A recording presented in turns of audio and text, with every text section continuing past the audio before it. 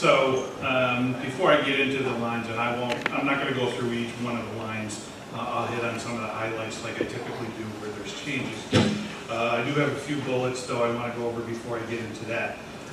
So just overall from a revenue standpoint, as you know or recall, Parks and Rec department is actually broken into 3 departments. So between the 3 departments, this year our revenue is, our expectation for revenue in 25 is $1,214,600. That's compared to our 24 budget, which was budgeted for just over $1 million at $1,053,100. So that department-wide between those 3 departments is about a 50% increase in revenue that we're expecting for 25. From an expense standpoint, between again all 3 departments in 25, our estimation is going to be around $2,797,872 compared to the 24 budget, which was 2.5 million. So this is an increase in expense for 25, right around 10%. Now I will note, and I'll go through this here in a minute, we do have a very large capital project in our parks department that is around a $200,000 expense. If we were to take that capital project out, fund it in a different way, that would bring our expense for that department, or for all 3 departments, down to about a 3% increase. So I'll go through that though as I get to it. 25 budget does include the request for a full-time position within our recreation department. This position obviously would assist with creating of programs, which obviously has an impact on our revenue. Currently, our programming structure is made up of 4 full-time program staff within the recreation side of the department. From a benchmark standpoint, Webster, our department is one of the smallest recreation departments from a staffing standpoint from similar sized municipalities. So as we continue to see our programs increase in regards to the number and the number of attendance, it's putting a strain on our recreation side. So the time is appropriate for us to be able to look to add another full-time person to the recreation side. The Parks Department does have some savings in full-time salaries of about $42,000. As you may recall, we no longer have a foreman position. We replaced that with a GEO position within the department, so that's resulted in about a $42,000 savings within our full-time salaries. Obviously, we look to continue to cut costs where possible in each one of our lines. One good example, this past year, in the middle of the year, we were able to switch our credit card processing from Plug and Pay to PayTrack. This did actually 2 things. It aligned our credit card processor with our registration system, and it reduced our monthly cost. We ran the figures this past May's credit card fees were around $2,700. And a year ago, they were about $3,700. So there was a $1,000 savings in year to year for just 1 month. Year to date, from a department standpoint, we've produced just over 300 programs at 309 programs, which is an increase of about 36 programs compared to the same period in 2023. We've had 39 special events that have been offered to the community on a monthly basis. Those ranged in everywhere from family events to senior activities. Both of those are department highs, and I'd also always mention that quality of service has increased. From a fitness standpoint, we've seen a steady increase in our fitness membership. Current membership billing base is at 512, which is about 50 more billable units than it was in 24 during the June installment bill. So we're continuing to see increase in our fitness membership. Insurance-based revenue is at an all-time high. Currently, our revenue for our insurance-based revenue is at about 110% of our budget for 24. So that's very good.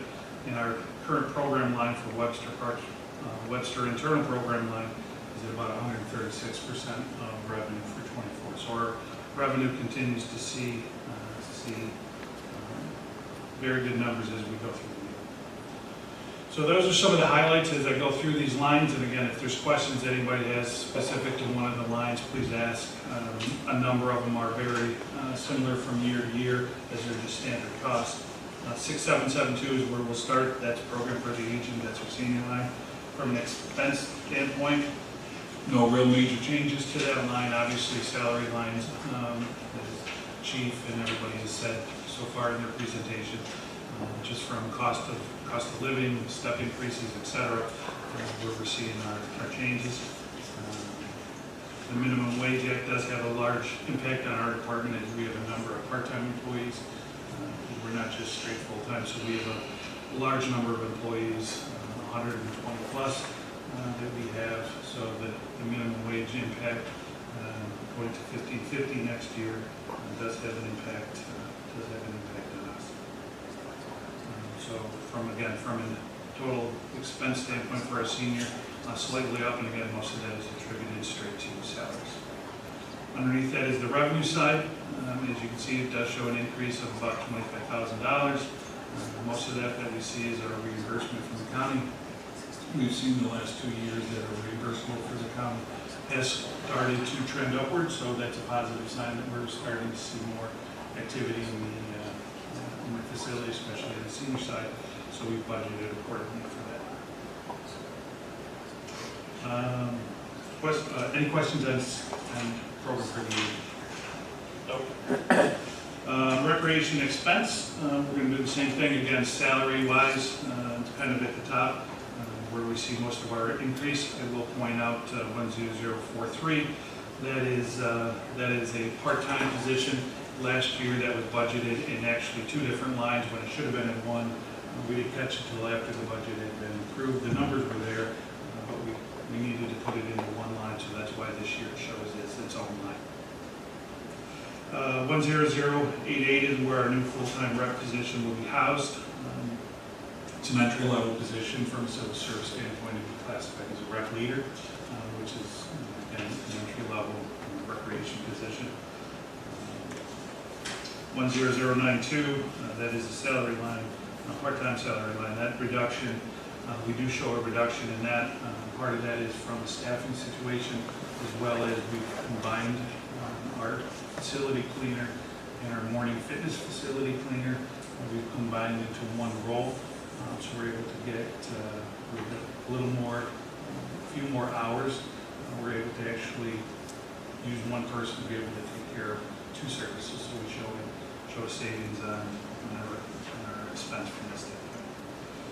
97 is our summer staffing. This is obviously one of our biggest expense. Again, back to what I said earlier, we have a number of part-time staff. This is where our seasonal staff is, summer camp counselors, program coordinators, etc. Obviously, that's a big expense, but again, we show that on the revenue side, so we show the increase in revenue. And again, it's been talked about quite a bit. 20011, which is our computer equipment and licensing.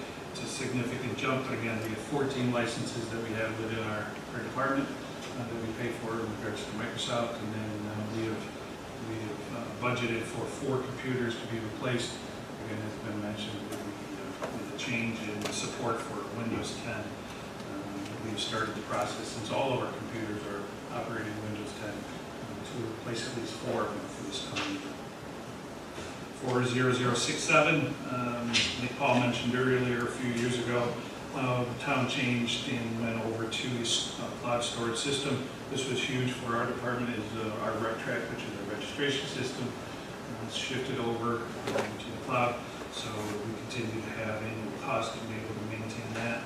Plus, this year we've also allocated some funds into that line, why there's a slight increase, because we're looking to add one of the modules that RepTrack has that we currently don't have in our operation. It's called a point of sale.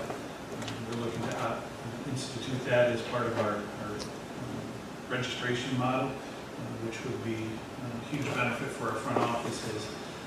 As people come in and there's purchases for things like a guest pass or a one-day use for a yoga class, rather than having to enter everybody in from a full system standpoint, we can actually do a point of sale, which is much faster.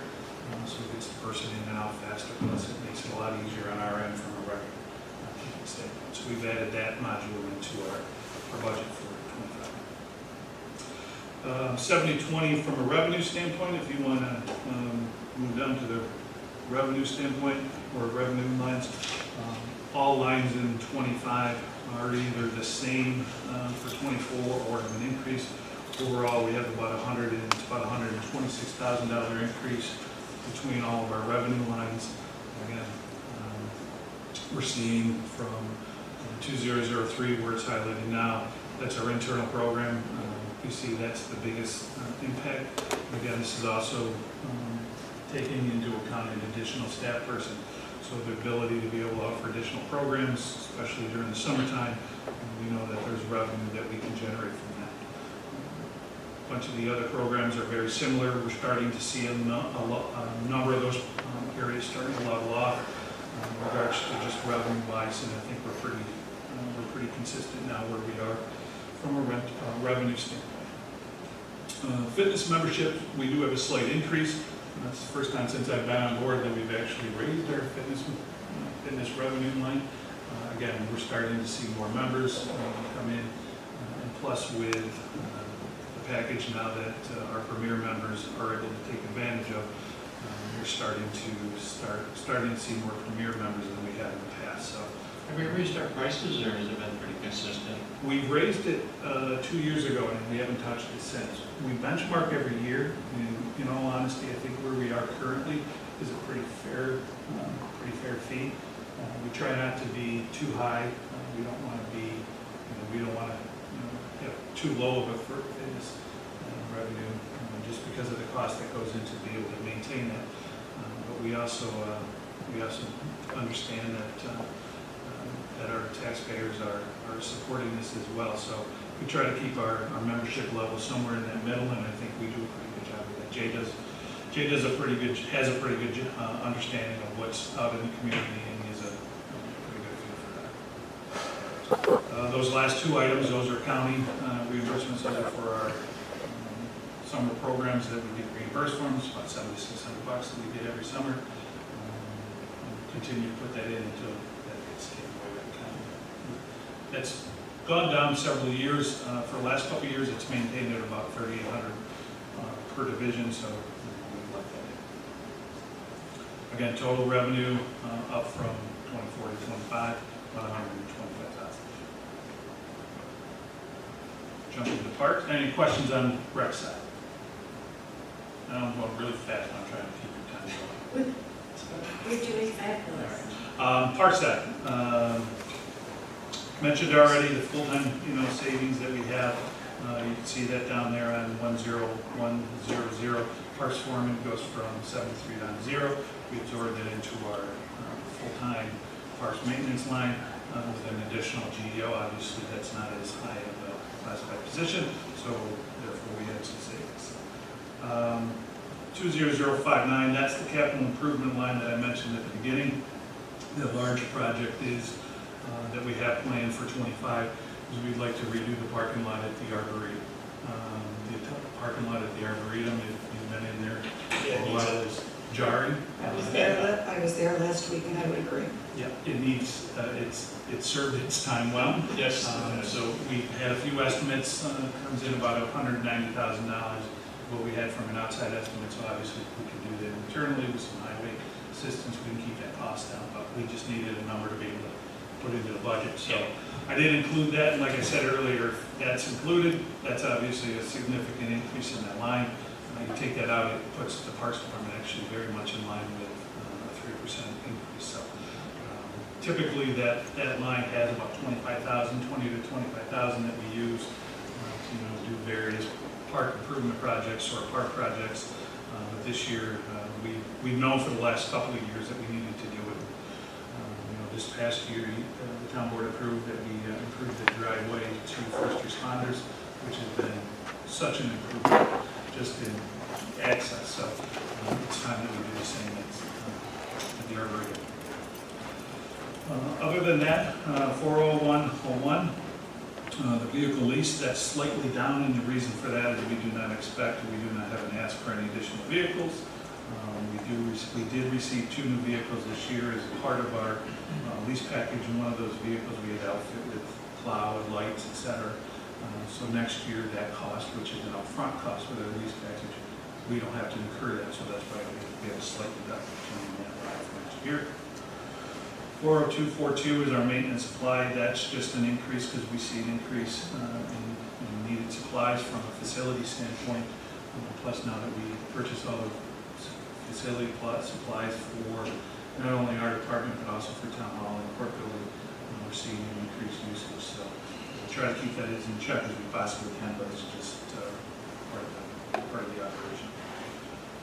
40248 is our lawn service. It's a contract fee, it's a set number. However, we anticipate every year that we can come under budget on that for 25.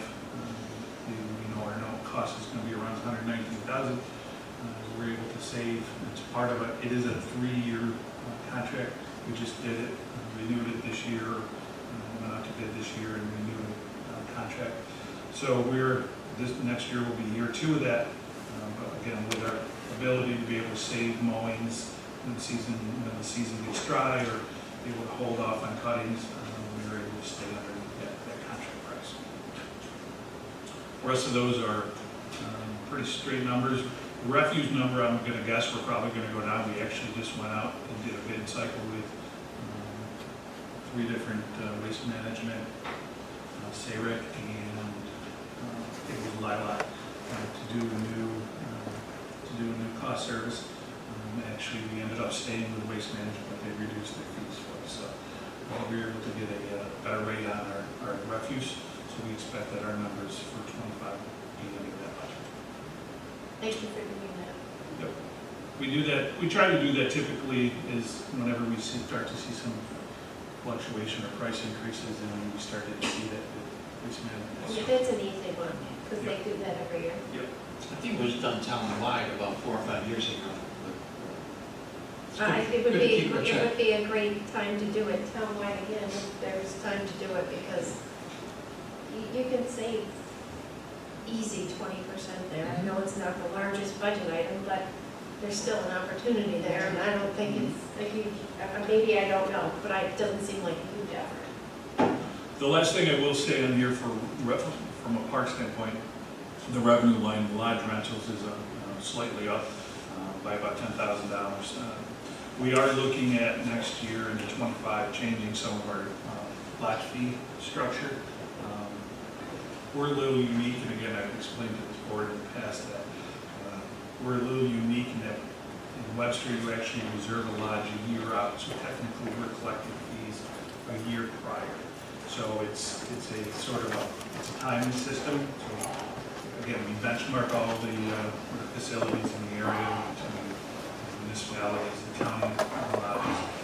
We have 2 enclosed lodges that we charge for between Curry and Liberty. And our fees are currently right about where I think they should be from a benchmark standpoint. But there's some other features between garbage collection and those kind of add-ons that we may look to in 25 and include into our costs. So we may see some slight adjustment to some of our fees in 25, which leads to the reason why we have some increase in that revenue.